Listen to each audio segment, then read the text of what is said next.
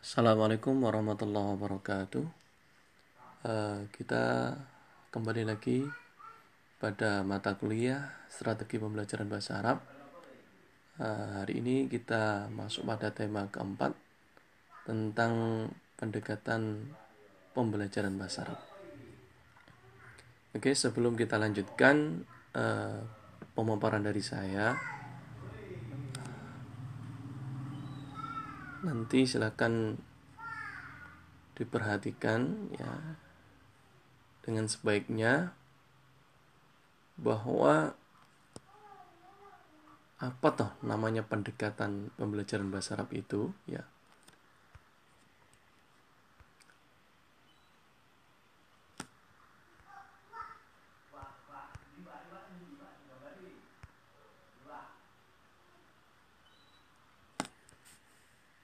Oke. Dalam proses pembelajaran bahasa Arab, seorang pendidik itu harus mengetahui 3 istilah yang memiliki hierarkis ya, yang memiliki kesatuan makna, yang memiliki hubungan makna. Apa itu? Yaitu pendekatan, metode, dan teknik.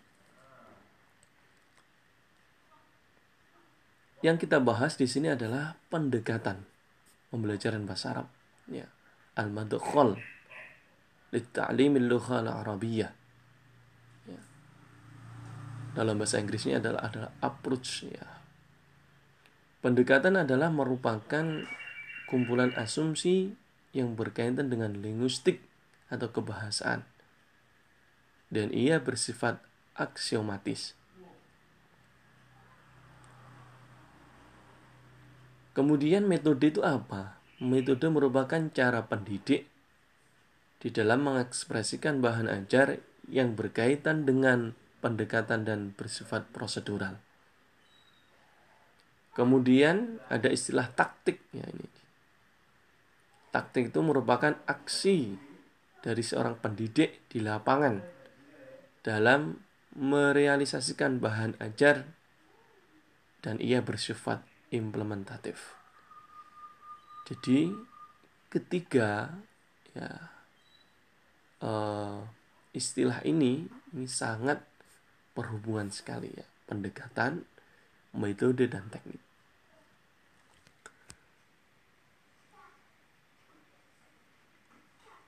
Saya lanjutkan bahwa dalam literatur atau referensi yang sudah ada, ini ada macam-macam dari sebuah pendekatan.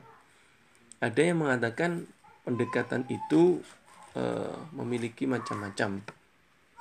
Ada yang memiliki 5 macam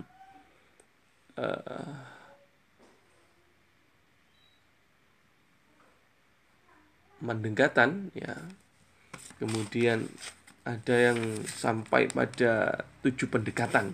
Ini ada macam-macam, tapi di sini nanti kita bahas satu persatu. Yang pertama, pendekatan humanistik, al-madkhal al-insani. Pendekatan humanistik ini ya sesuai dengan namanya, sebuah pendekatan yang memberikan perhatian kepada pembelajar sebagai manusia, tidak menganggapnya ya sebagai benda yang merekam seperangkat pengetahuan.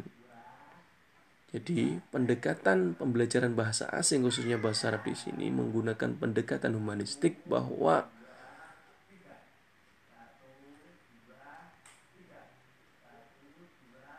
pembelajaran bahasa itu ya sebagai siswa itu jangan dianggap sebagai benda mati. Siswa itu adalah makhluk hidup ya, manusia yang mereka butuh pendekatan ya secara human ya. Karena untuk mengenalkan beberapa ragam budaya dan pengalaman. Bagaimana ya langkah atau operasional pendekatan humanistik ini? Di antaranya ya dalam slide ini dijelaskan, memberikan penjelasan serta drill kepada siswa untuk berlatih menggunakan bahasa dalam berbagai situasi.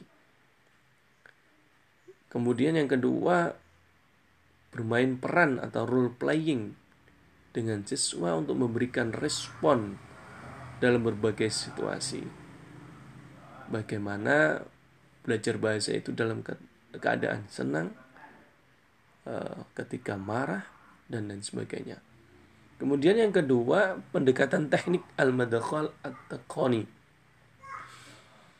Pendekatan teknik ini adalah pendekatan yang berdasar pada pemanfaatan media pembelajaran dan teknik-teknik pendidikan.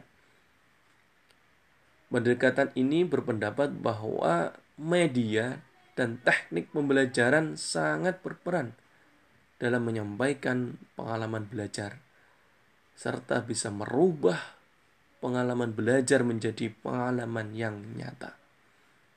Jadi pendekatan teknik ini cenderung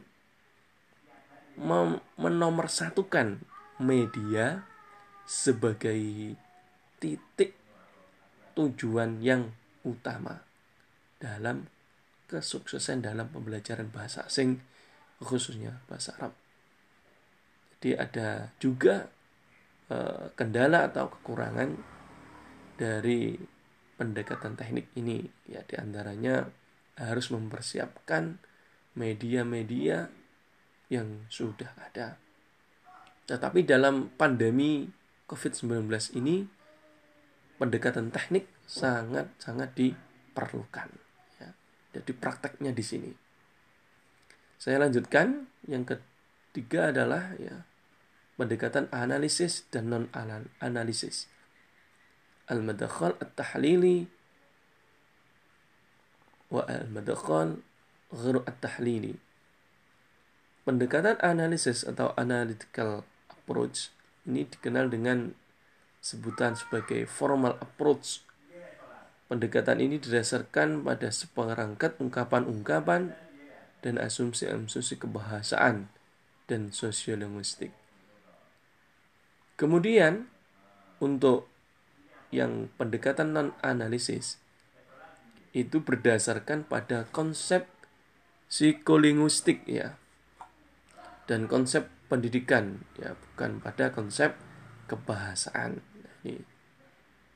Ini ada ciri-cirinya juga di antaranya ciri-ciri pendekatan analisis. Tadi dijelaskan bahwa pendekatan analisis itu berdasarkan bahasa. Kalau pendekatan non-analisis itu didasarkan pada konsep psikolinguistik. Kemudian kalau analisis, pendekatan analisis itu berdasarkan pada kajian-kajian ilmu sosial kebahasaan, semantik, diskursus, dan lain sebagainya. Kalau yang non-analytics, ini pendekatan didasarkan pada integrated naturalistik atau pendekatan global. Selanjutnya yang terakhir ini adalah pendekatan komunikatif. Pendekatan komunikatif ini disebut juga al-madkhal al-ittisali. Pendekatan ini muncul karena para ahli pengajar bahasa asing, khususnya bahasa Arab. Pengajaran bahasa itu harus dengan menggunakan pendekatan sintetik. Gramatikalnya itu kurang berhasil.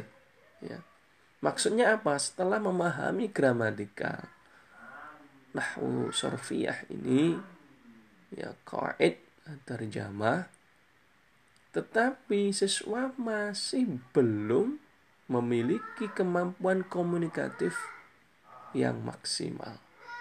Karena pendekatan komunikatif ini hakikatnya itu fungsi dari komunikatif. Teori ini melandasi bahwa bahasa itu sebagai alat komunikatif, bukan untuk alat sebagai terjemah ataupun tata bahasa. karena fungsinya sebagai kemampuan komunikatif. Ini. Tetapi ya, meskipun tujuan utama komunikatif, ya, struktur bahasa ini juga dipraktekkan di situ. Ini. Jadi kalau bisa struktur bahasa itu masuk dalam fungsi komunikatif. Ini ada pendekatan komunikatif al-madakhal al-ittisali. Itu ada 4 pendekatan, yaitu pendekatan humanistik, ya. Kemudian ada pendekatan teknik, pendekatan analisis non analisis, dan pendekatan komunikatif, ya. Sekian pemaparan dari saya. Semoga bermanfaat. Kita dapat mengambil hikmah dari materi tema keempat ini tentang pendekatan pembelajaran bahasa Arab. Al-Madakhal Ta'limil Lughah Al-Arabiyah. Sekian dari saya. Wallahu muwaffiq ila aqwamit thoriq. Wassalamualaikum warahmatullahi wabarakatuh.